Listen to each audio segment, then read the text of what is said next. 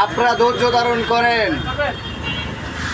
আপনাদেরকে জানানো যাচ্ছে যে যাত্রী আসবে, যাত্রী আপনাদের সাথে কথা বলবে এবং যাত্রী আপনাদের সাথে তার গন্তব্যস্থলে যাবে। আপনারা কেউ উত্তেজিত হবেন না। প্রয়োজনে 300 টাকার ভাড়া 200 টাকা যাবেন, তারপর আপনারা বসে থাকবেন না। এই যুবক ঠিক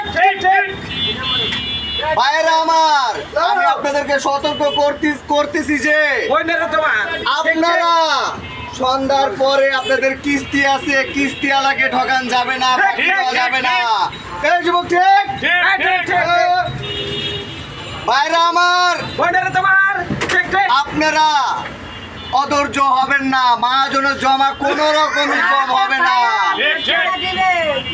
চার দোকানের বিল আপনারা নগদ বিল দিয়ে দিবেন, আপনারা বাকি রাখবেন না। এই যুবক